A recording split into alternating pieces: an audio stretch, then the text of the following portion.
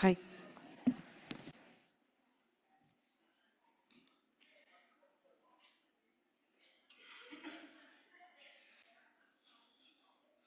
Good morning, everyone. It's a pleasure for me to be here with you. My trip is a little bit longer than yours. Since I'm from Brazil, you already know that. I'd like to thank all the board members, especially Alison, the president, for inviting me and accepting me as a board member. It's really important for us in Brazil to have this kind of information. I'm here as a mom of Gabriel. He is 13 years old. And I also have Guilhermina, which is almost 6 years old. She's my typical, she's my easy love, and Gabriel is my hard love. But they are all the love and the deepest, as you can imagine that. But I'm also here as a apraxia director. Our first diagnosis was apraxia of speech, which is a motor speech disorder. And we got to know 3 other families with the same diagnosis 11 years ago. And we founded Abrapraxia. It's a nonprofit association there in Brazil. And we wanted at that moment to spread and disseminate the diagnosis and treatment of that. Because in Brazil, we didn't have any information about apraxia at that moment. Nowadays, our mission is to bring every child his best potential. In the folder that you receive, you may find a genetic research that we conducted, and also a QR code for information about our 10th conference, which will be in September in São Paulo. We will have an Australian SLP lecturing, which is Trisha McCabe. The ones that are aware of apraxia might know that she is a really important person and that we are really proud to take her to Brazil. The lectures are all in English, so you can have translations. So I invite you to join us online on September. And I want to say for you what I have here in my t-shirt. It's in Portuguese, but I'm going to translate to you. And this is what we imagine that our children have in their minds. I know more than I say, I think more than I speak, and I understand more than you imagine. So I invite Dr. Zarate to be here with us now, please.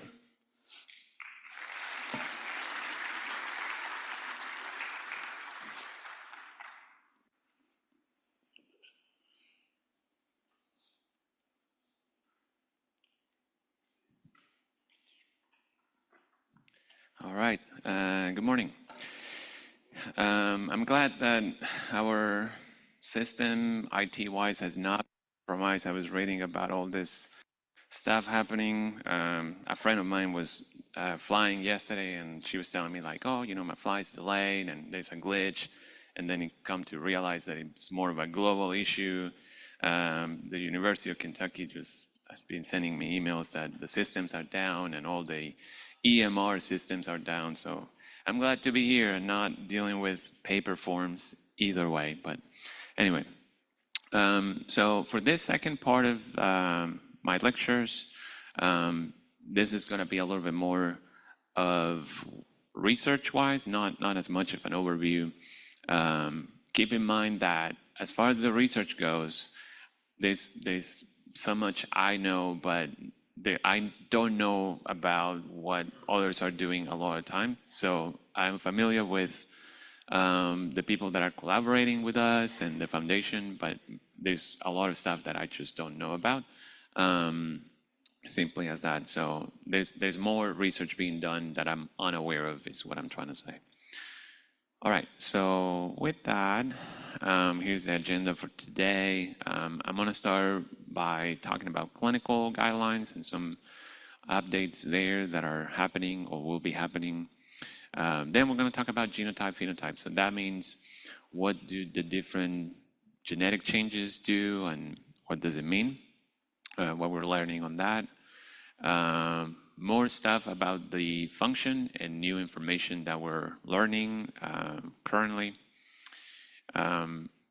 A word about management and some of the things that we're working on with diet, especially. And then other projects that I know are happening or will be happening, kind of thing. Okay, so clinical guidelines. So as of right now, we have concentrated on surveillance and how to approach the different systems and how to treat each symptom. So the main source so far, and really what most people use nowadays, is gene reviews, and that's the QR code if you're interested on checking that out. So we put those guidelines together 2017, so 7 years ago. So that really has been kind of the standard that most people will use, honestly. But the good news is that SATB2 Europe has been leading the effort here. So they had this idea of what don't we have sort of a global set of guidelines, which is a great idea. So they have been very diligently working on getting people behind this effort. It's mostly a European collaboration. I'm part of it too, just to help out as well. But that actually is moving along very nicely. So it's going to have a bunch of providers. So for example, for the gene reviews, I wrote that with Katie Bosanko and Dr. Fish, but I'm the only geneticist, physician writing the guidelines, mostly the gene reviews. For this European collaboration, it's going to be a bunch of ENT providers, mental health providers, endocrinologists, geneticists. So it's a very global enterprise. And later we have a video from Erica this afternoon that she's going to introduce this idea as well. That effort is going to take about a couple of years. The gene reviews, I mentioned that we started it in 2017. I literally just finished the update last month, so that's been revamped and updated with all the newer science, and we changed a few things as far as the surveillance and management, and that's really what I'm going to talk about next. So this is brand new stuff as of this past month. So typically the guidelines, we break it down by system and kind of why we do what we do, and kind of what needs to be done by system. So the guideline it actually has all the systems listed. So constitutional means in general your appearance, growth, kind of thing. So of course we recommend weight, height, and head measurements to be done on a regular basis. We now have growth specific guidelines, curvatures and curves.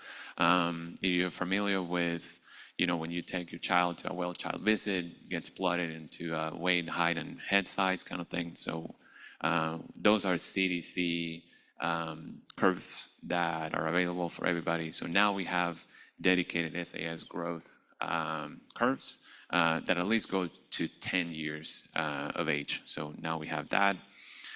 From the neurological system perspective, and we typically would recommend considering a brain MRI if there are seizures. And really, I don't see the major benefit of doing a routine MRI unless there are more concerns to it. We know that there are some changes in the MRI. We haven't been able to tell if what we see on the MRI correlates clinically with anything, so it doesn't change prognosis or whatnot. But if there are seizures, we do recommend to go ahead and do an MRI. I mentioned this yesterday briefly.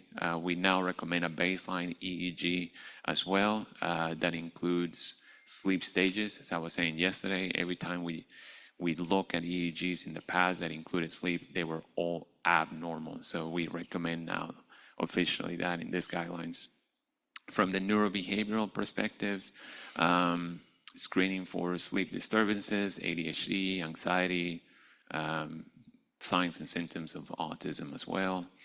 ENT, besides the palate, which is pretty obvious from the beginning, sometimes it takes a while, actually. If I hear stories all the time that they didn't know there was a cleft palate until later, so it can't be missed. So, always be mindful that the palate needs to be explored, or if the uvula, the little thing in the back, is split. There's a variety of things that can go wrong with the palate. And of course, the dental part of it. We recommend typically a craniofacial team to handle these things just because they get complicated at times. We talked about x-rays yesterday, so when the child is old enough to be able to stay still, then if they can't stay still, then we recommend radiographs to be done. In our clinic, most of the time we do them when they are sedated because it's really hard to get them done. Otherwise, as you all would know, GI, besides the feeding part of it, of course, the growth and nutrition is the other part. A lot of feeding issues, so we will recommend a swallow study if the child has evidence of feeding issues. From the GU perspective, honestly, routinely, we wouldn't do much in that area, except for those that have large deletions. If you remember from yesterday's conversation, large deletions are those that are missing the SATB2 gene plus other genes around it. So for those individuals, then we would recommend, pay attention to the testicles being descended, look for hernias, look if the pee hole is in the right place, that's hypospadias, maybe even a kidney ultrasound. From the eyes perspective, I've been talking to some of you in the last couple of days. We do recommend an eye exam routinely. There's a high frequency of needing glasses and strabismus, which is the crossing of the eye. From the cardiovascular perspective, we do recommend considering an echocardiogram, again, only for those that have a large deletion, so similar to the GU. So if you're missing the SATB2 gene plus other genes, those are the ones that we recommend an echocardiogram. Otherwise, if you have any of the other types of genetic changes in the SATB2 gene that we've been talking about, an echocardiogram is not routinely recommended. The major changes to the guidelines honestly had to do with the bone part of it. So based on the data that we have, so the newest thing, and I mentioned this briefly yesterday, so we do recommend now officially getting an alkaline phosphatase level, which is a blood test. Then part of the alkaline phosphatase test, and this is a little bit more specialized, is most labs do an alkaline phosphatase regardless of what you do. But this bone-specific alkaline phosphatase, that's usually a send out to a specialized lab. Mayo or many other labs do it, but not as common as your routine labs. But we do recommend that. Vitamin D level, phosphorus, and PTH, which is a hormone also related with blood. We do recommend that blood work to be done starting at 3 years of age, whenever possible. As far as the follow-up of that, if it's abnormal, then depending on the abnormality, then we would, if it's a low vitamin D, then you supplement vitamin D. If, say, the alkaline phosphatase is high, then we will, probably recommend repeating every so often, 6 months to a year typically. The DEXA scan, I briefly mentioned this yesterday too, so we recommend it now starting at age 3 years.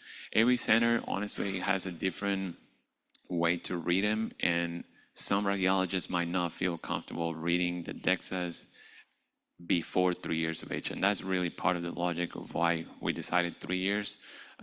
So starting at 3 years, we will recommend a DEXA scan to be done. If it's normal, we typically will repeat it, maybe in a couple years. If it's abnormal, depending on how abnormal it is, then we will keep an eye on those things every either 6 months to a year. And then lastly, I mentioned yesterday that there was a lot of individuals on the French study that they did spine x-rays and they found hidden spine fractures. So we recommend now to do spine x-rays at least in those individuals that have a low bone density. So there might be more reason to do it in everybody, but that's what I'm saying. At least in those that have a low bone density, we will look for those fractures. Okay, next we're going to talk about genotype, phenotype, and that again, it means what does the specific change mean clinically. So for that, we've been working on the severity score for some time. So as you all know, we have noticed this in clinic throughout the last several years, and even here you will notice. So each individual is affected differently, and you will notice there is a broad range of compromise. So there's some individuals that talk more than others, some that have seizures and some that do not, some that have more behavioral issues, some that do not. So we know that, and what we've been trying to do is why is that, and quantifying the differences to identify who has what. So we came up with a point-based system to not just say, okay, you're more severe, but objectively quantifying how much severe someone is versus the other person.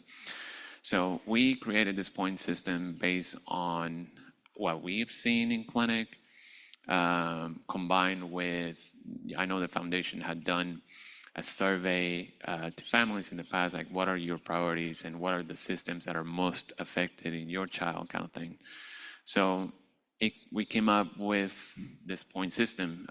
So we divided neurodevelopment and clinical. The neurodevelopment part of it has the areas that you see here. So not just verbal expression and amount of words, but overall expression, when they start walking, and behavior and sleep and cognitive, if we had a way to measure that. And then on the clinical side is basically the rest of the features that we know go along with SAS. So you see, the strabismus, the growth, teeth problems, muscle tone, bone, seizures, scoliosis, the drooling, and the palate. So all that will give you a total point, number. So we score a bunch of you guys in the past few years. So we had 164 individuals we were able to score. And you see the average age, it's about 8.5 years, and the age range. So I'm going back to this image that I showed a couple of times yesterday, and I'm going to show it a couple of times today. Again, just because now we are able to tell, okay, so each individual, what was the severity based on where the mutation is located. And I'm going to highlight a couple of things here that overall we were able to tell. So I mentioned this specific mutation yesterday, this arginine 389 cysteine. That is the most common mutation. So that mutation is a missense variant. We talked about it yesterday briefly. So that one, and I'm going to clean it without any others except for that 389 and one that is next to it, this 392. So we found those two tend to be more severe for some reason, meaning as in higher scores. I put the QR code here if you're interested. That will take you to the manuscript that has all this information if you want to dive into it. A couple of other observations that we had. So we had those two were more severe. We also noted that depending on where your mutation is, especially if you had a nonsense or a frame shift, so we determined that if your change was in the later part of the gene, so if you look at the number in the P dot blah, blah, blah, that the genetic test will say, we found that if the number was a 350 or higher, those tend to be more severe as well. And we chose 350 because that's where this cut one area of the gene starts, which we know is an important part of the gene. So another example of what we saw. Likewise, we noted that those individuals that had a part of the SATB2 gene missing or the whole gene missing, what we call large deletion, those also tended to be more severe. Lastly, I've been talking about these two areas of the gene. If you notice, a lot of the blue dots are on top of that cut1 area, so that's where the majority of the missense variants are located. So we noted, for example, that for missense variants, if your change is not located in cut1 or cut2, then those tend to be milder, or conversely, if you want to put it the other way around, if you have a missense change in cut1 or cut2, those are more severe than if your missense change is elsewhere in the gene. So we've been trying to, again, understand some of these correlations, and there's, of course, more to follow on that. So besides the paper, we put all this information in the SATB2 portal. So when we started working on SATB2 nearly 10 years ago now, we wanted to put all this information in a website. So we started the website at SATB2gene.com back then.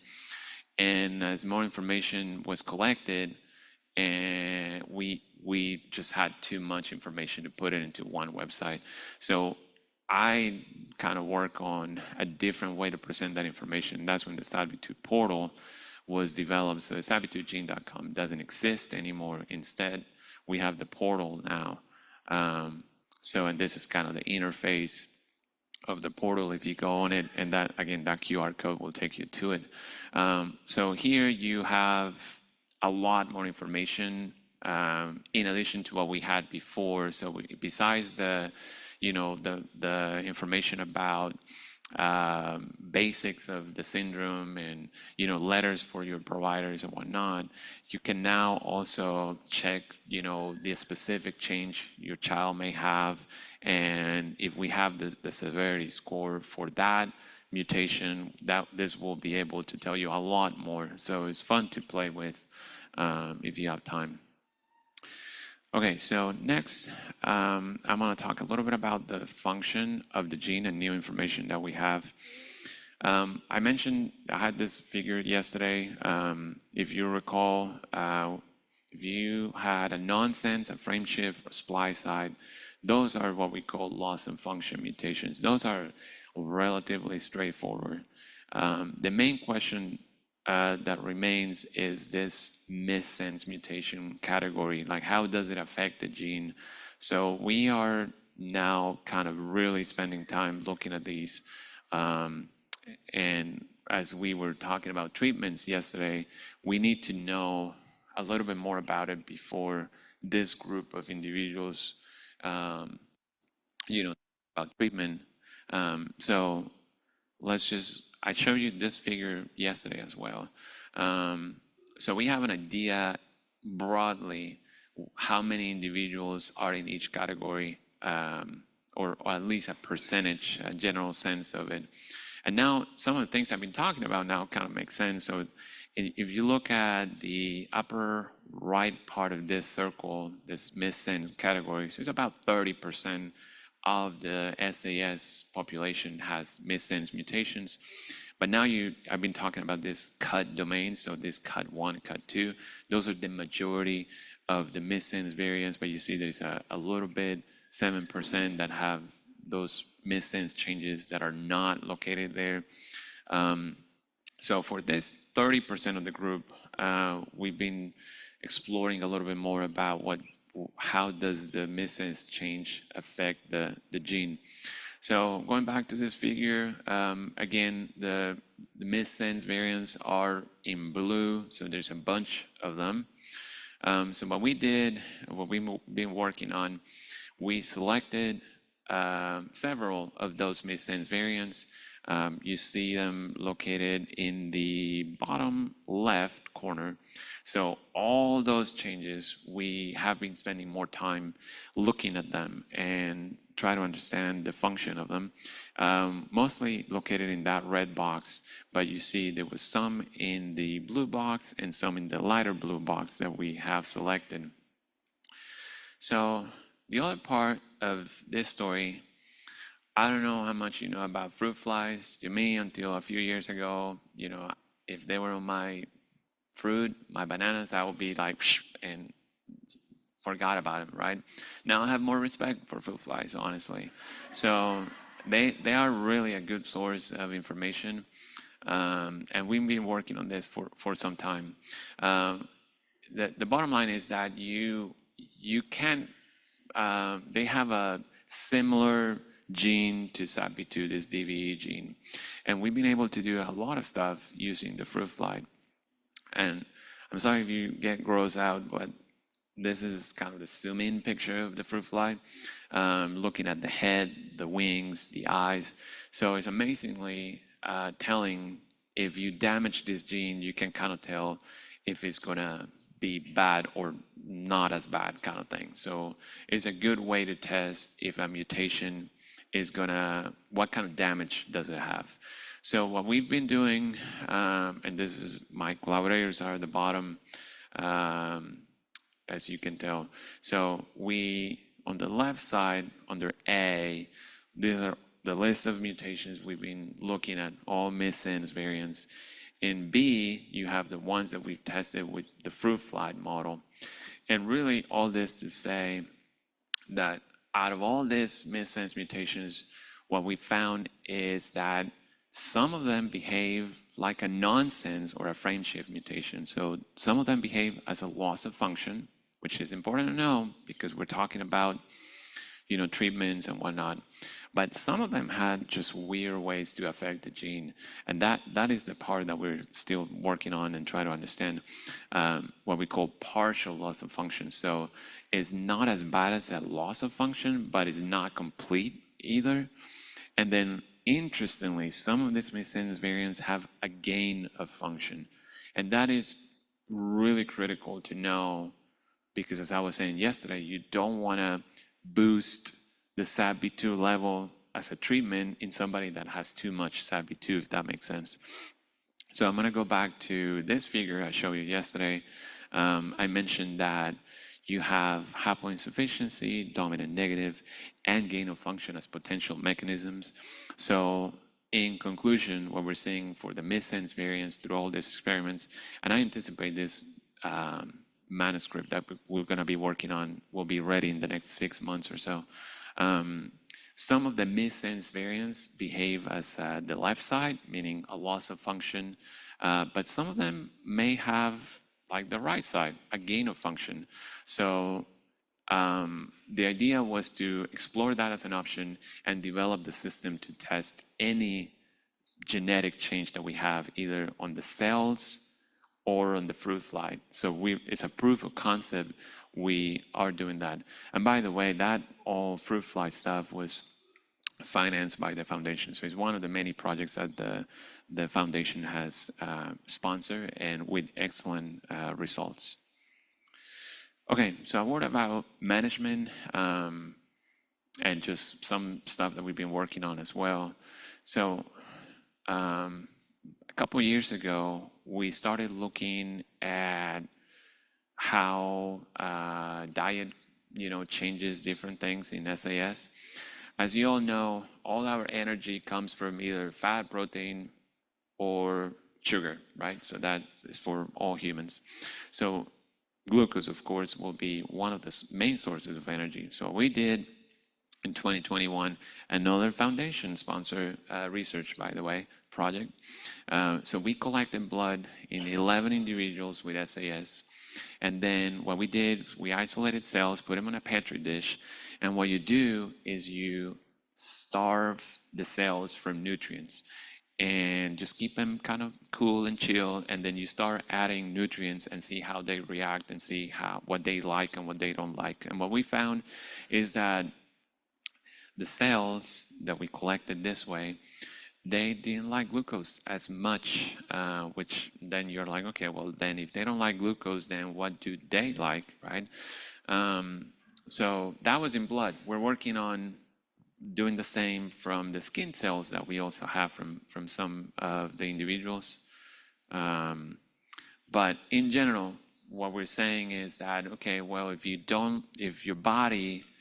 have SAS and your body doesn't like glucose, then maybe you should eat less carbohydrates and maybe you should eat more fat and protein.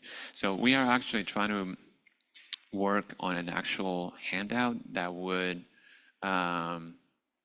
go through the recommendations for this. So it's not, I don't want you to think that this is a keto diet, because it's not. In a keto diet, you do 70, 80% fat. That's not what we would recommend here. But just, a bit more guidance in terms of what kind of carbohydrates you should eat and how much more fat and protein you should have. So we're working on a handout. It's almost ready, with the dietitians at Arkansas Children's. So that is interesting. A couple of other little projects that we're working on. So methylation testing, that is what you guys are helping us by giving blood this time around is. By the way, there's still some spots left to sign for blood, right? So the phlebotomist will be here this afternoon.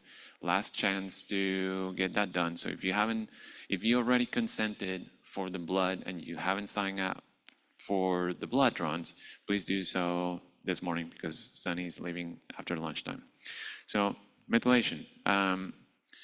So what happens with the chromosomes, if you look at the picture at the bottom, so you have the double-stranded DNA.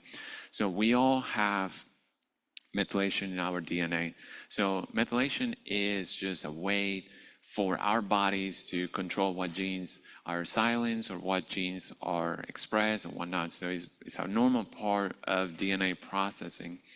What we think is that the SATB2 gene has a role in how that is done, to the point that is abnormal. Now we're trying to find a way to quantify that, and we actually have run some samples already, and what you want to see is kind of what you see in that figure A, which is if you have a SATB2, then all the individuals with SATB2 will be in one side, versus if you do it in a control, then all the individuals will be in another side. So what we have done preliminarily is that there might be a specific methylation signal that is specific for SAS. And you may wonder, well, what does this mean, or what does it matter? Well, because there's twofold purpose of that. One is that if you have a change in the SATB2 gene, and I get this question often, like from researchers or families, like, hey, my child has this change in the SATB2 gene. I go back and try to look at my database and I don't find it. So is that a real cause of SATB2-associated syndrome, or is it just a normal variant? So that is when this test comes in hand, right? So this will be a way to confirm if someone has it when you're like, I don't know. So that's one thing. The second thing is that if you have all the dots in one side for SAS, but there are different levels to it, then I can go back, okay, who is the most methylated, I guess I'm gonna say, and who is kind of on the closer side of normal, right? So again, then I can go back and look at the severity and, okay, does it correlate? So does it mean that the one that is closer to normal is less severe or more severe? And then I could, in theory, predict who's gonna be more severe and who's not. So that's another part of the research. There might be also some science behind medications that one could try to, that affect methylation, that is not gene therapy by any means, but it could also help, right? So there's multiple ways that we can spin that around. With Dr. Fish, so she's been working, she does a lot of the craniofacial, teeth, jaw development. So she's still working on this. These images are from our recent work. So she's still proceeding with some of this stuff, and she's working on some grants for that. She's also working on something else. So in 2017 and 2018, if you came to those clinics, we collected some blood back then. So those blood samples, I share them with Dr. Fish, and you see the table at the bottom of what type of mutation. So what in our body at a single time, if you collect your blood, you have thousands of proteins circulating in your blood at a single level. So what we have tried to do is break it down. What are the proteins that are actually in your blood system, and kind of put them into groups. Okay, you have proteins that are related to inflammation or immune system or gut or whatnot.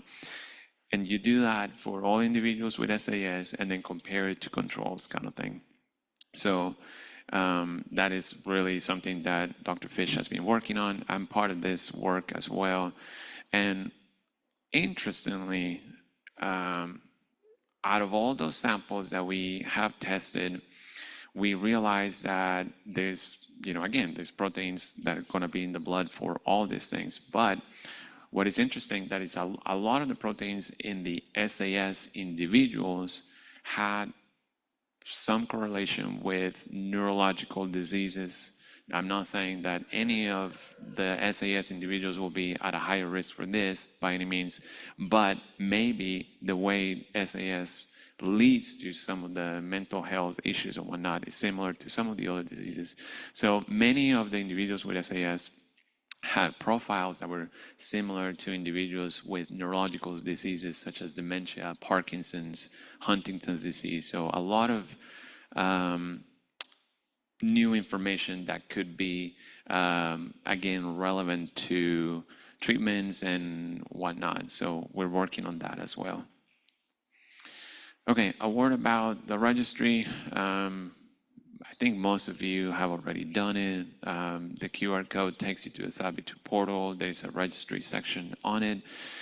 We have over 300 patients now from 30 different countries. I keep the mutation database as well, has over 500 cases as well.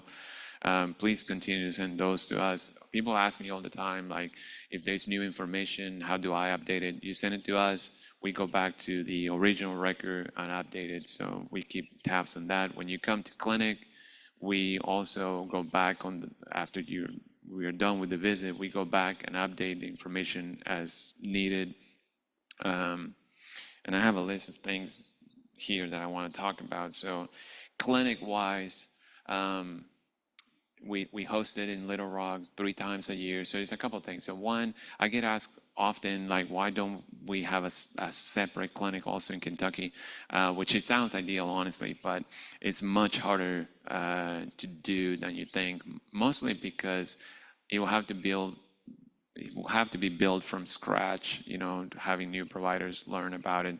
And then it's hard to get the level of interest that I want to have it done successfully from 10 different providers. So that really is my main limitation so far.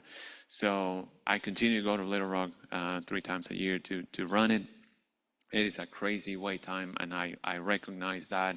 I wish there was a better way to go through that list. If you're interested, again, I tell families this all the time, just get your name down. Katie will put you on the list. We go through that list faster than we currently say. So even though she has a spreadsheet that will say 2 years wait time, we go through that list faster than 2 years because, often insurance denies it or families cannot make it or whatever reason. So we always have spots that we try to fill. So if you're interested in the clinic, I would suggest that you put your name down and then see how it goes. Okay, so I want to talk a little bit about mouse models. So far, as far as the information that we have for SAS related to mouse comes from one type of mouse model, which is what we call a knockout mouse. So basically, you are creating a mutation that is a loss of function, right? So you're creating a non-working copy of the gene, period. That's the only mouse model that we have. Well, I've been introducing the idea to you guys that, especially for some of the other variants, the mechanism might not be as clear as a loss of function. So with the Baylor team, and we've had some discussions with them, so they're working on other types of mouse models that I think that will complete the full picture of the possibilities for SAS. what we call a knock-in mouse. You see the type of variant that they're working on, and we have some ideas for them of which variants make sense to generate a mouse model. Other future projects, you guys have been very kind with your time to do the 3D photo face analysis. I was spending some time with Alex yesterday, super cool stuff, very interesting. And as you noted, it takes like a video, kind of different frames, and surprisingly very good images even for the kids that are moving all over the place. We send the stem cells in the past to a group in Cincinnati that is interested in leukemia. Not to say by any means that there is a risk for leukemia in SAS, but they are looking at different genes that could have a role in how things happen in leukemia. So they're working on that. We also have sent stem cells to Dr. Bin Chen in California. She's also working on those mini organs, the organoids that we call it, derived from stem cells as well. So these are some of the things I know are happening. And this is my last slide, but because I did the slides a couple of weeks ago, I didn't have the opportunity to edit my slides as I wanted in the last couple of days. So a word about the talk from yesterday about gene therapies. Excellent talk. I enjoy it a lot, learn a lot myself. So I've been working with him for some time in several things, and I know many of you came to me and asked me what the next steps are and whatnot. So and I don't have a full answer to that. So my pledge to you is that I will continue to inquire and get all the answers that you guys as a community are looking for, right? So I emailed him after the talk yesterday with very specific questions. Okay, so what does this mean? Are we ready? What are the next steps? What else do you need? How much money gets you what? I email him all those things. So that's one approach, the gene therapy part of it. Another approach is what we call repurposing drugs, and we actually have been talking about it for a long time. A parent yesterday was telling me about this compound that he's interested in testing, and he has read about how it could work. So that kind of information is then, after I talked to him, then I was okay, well, let me email Dr. Yamamoto, the fruit fly person, because that is also a good way to test different compounds and whatnot. So my pledge again is to continue work on what are the next steps to get closer to treatment, whatever that means, while we also work on all the other stuff that we've been working on that continues to be done and needs to be done. And that was really the last part of it. And I'm happy to take any questions.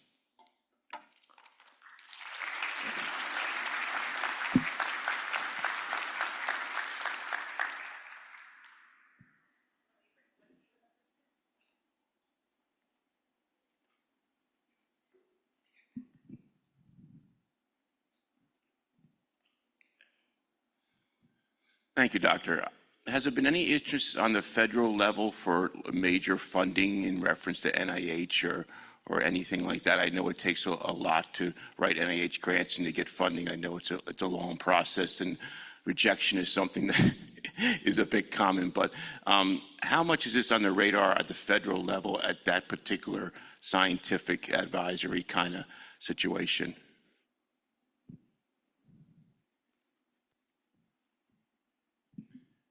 Yeah, there's, I don't do that part, but say Dr. Fish, for example, does. And there's several other collaborators, say like the Cincinnati group, and that also, there's interest is the short answer.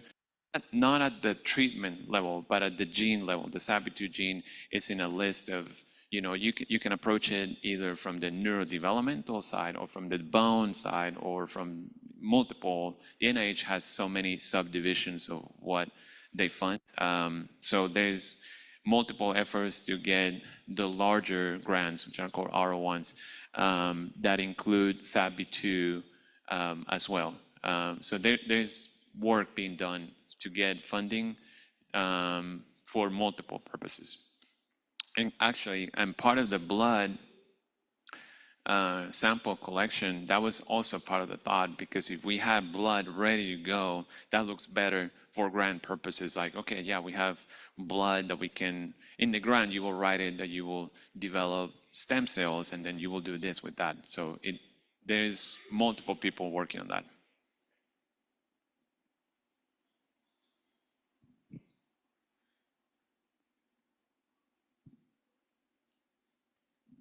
Hi, I'm interested in, is there a practical way for a family to grade their child's severity according to those things that you showed us?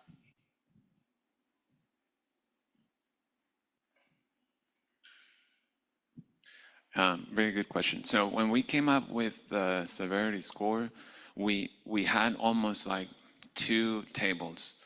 One that was for clinicians like myself, and one that was easier for a family to do. So in general, you should be able to do it on your own, because a lot of it is like, do you have cleft palate? Yes or no, right? Do you have seizures? Yes or no? Or if you have them, how many medications is your child on? Your bone, have you had any broken bones? Teeth, how many teeth are you missing? Like, you should be able to get very close to what I would get. Now, if, say, your relative gets seen in clinic and you rated yourself and I rated myself based on clinical, so even if you had no broken bones, if the bone density I did show me that there is a low bone density, that will give you a point even if you had no broken bones. So my information might be more accurate, but you should be able to get a good sense of the severity yourself. Yeah.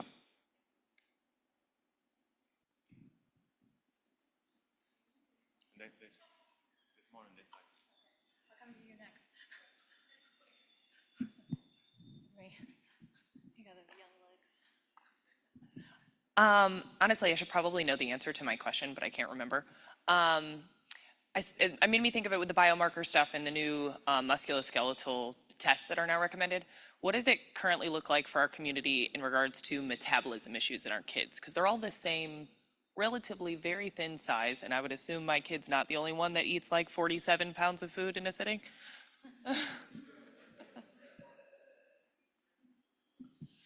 No, I mean, that is an excellent question, and that was part of why we did the growth charts, because I was so surprised to see that it's very rare to see an SAS kid that will be above normal in terms of weight, for example, especially weight. They all have very similar builds in terms of how lean they are. I hear your story all the time, like, this child can eat a lot, and where is that weight going? And I wish I could do the same kind of thing. So we hear that often.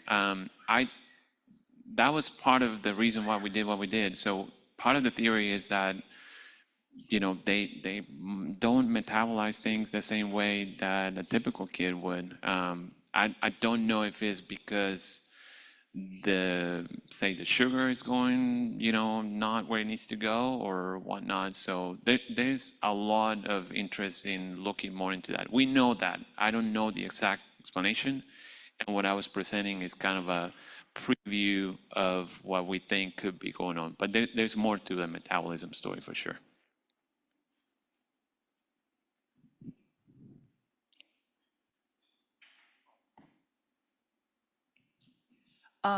My question's back to the severity chart. You graded, say the bone on a scale of 1 to 2. Did you correlate those to the location of the gene where they had the problems? So for instance, if I knew what, my daughter's gene location was, could I kind of correlate that to the possibility of bone problems?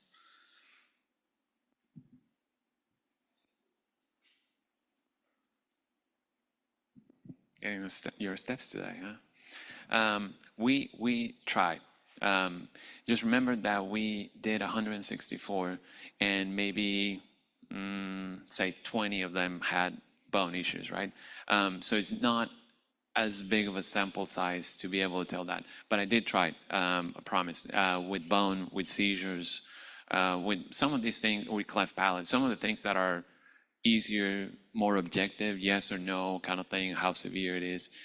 We tried, and we couldn't tell if there was a difference based on location alone. So we had to keep it broader, like, okay, yeah, the scores were higher, but when we broke it down, each individual one, we couldn't tell at that level.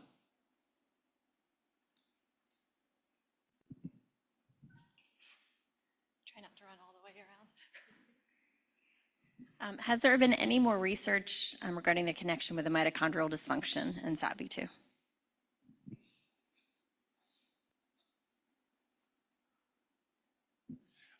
Very good question. And as you know, we did publish that before, and I think you guys were part of that study. Not more than I would like, I would say. We still know that there's some stuff going on there, and it goes back to energy production and metabolism and whatnot. There's more to be done.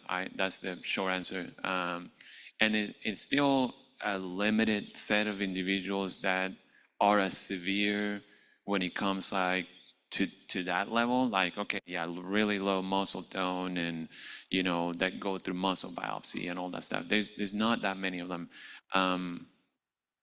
We haven't continued to do more, and I think it's an area that we need to explore further, for sure. Same with metabolism, for that matter.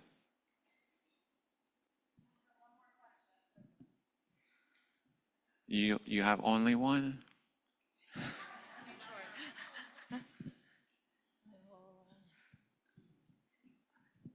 Thank you, Dr. Zarate. For folks who don't know, our daughter was just diagnosed June 6th, so this is all very new to us. Sorry.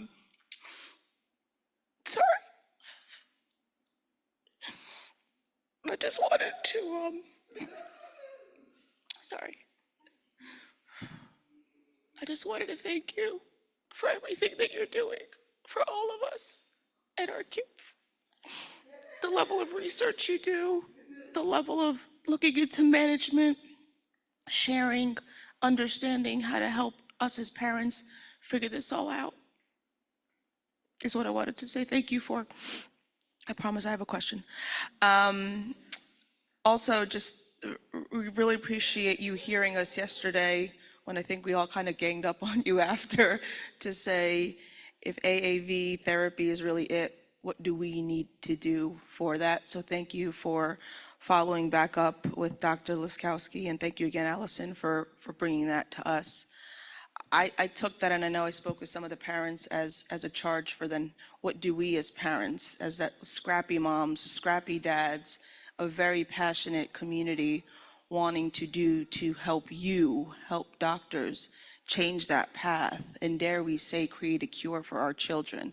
Might not be our kids, I get what he was saying, but a cure for this, and that's something that's just revolutionary.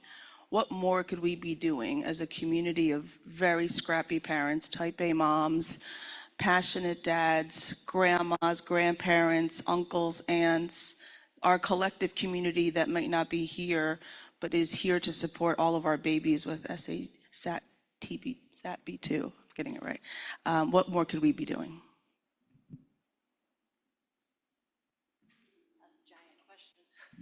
Yeah, you saved the juiciest one for last. No, I mean, honestly, I think that you guys do a fantastic job, and it is a collaboration between families and providers and stakeholders, that we call it, pharma and a variety of other enterprises and whatnot. No, I mean, honestly, there's not much more that, if I was in your shoes, I would do the same things you guys do, right? Advocate and see what else is going on. So it all comes down to, what and everybody's different, right? So I wouldn't force you to participate in research if you don't want to, right? So I wouldn't say that there's a whole lot that you need to do that you're not doing. So, you have research opportunities, then of course, as a researcher, I will want you to participate. Then money is always an issue when it comes to research, fundraising, blah, blah, blah. But the drive that you guys have to fix the problem is really all that matters. So I honestly have no criticism or recommendations of what you will do differently. I think you guys do great. So just work with us, be patient, that probably be the number one thing. I've been working on this for 10 years now, and I get the same questions, and it's always like, I want to do more. And part of the reason why I don't like to be a center of attention is because I don't want to disappoint people, right? So like, I don't want you to be like, okay, we've been talking about this for 10 years, where's the cure? And it's just frustrating for me to not be able to provide more than we do. So just be patient. We're all working on it, and continue to do what you do.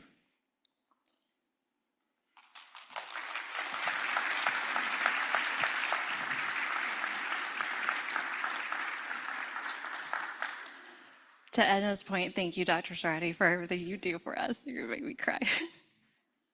I have just a couple of quick housekeeping notes, then we'll transition to the next sessions. There is a flip in rooms for the 10 o'clock session. So the caring for the caregiver will be in the Portica and Wisteria room, and the building up your village, finding practical and community resources will be here in this room. We do have a raffle. All that money from the raffle is 100% donations to us. So if you're interested in buying a raffle ticket, please see Sunny at the registration booth. We will be pulling at 2 o'clock sharp. You do have to be in the room and present for us. Also, if you have been consented for one of the blood draws and have not already signed up for a time slot, please also see Sunny at the registration booth sometime between now and the end of lunch to secure your spot. If you found a purple folder that has a lot of notes written on the outside of the folder, please, if you picked it up by accident, please bring it to me. It belongs to somebody else. I know there were some issues with the QR codes in Yuri's presentation. We will get those fixed and links out to everybody. And make sure to tag us on social media. So see you guys soon.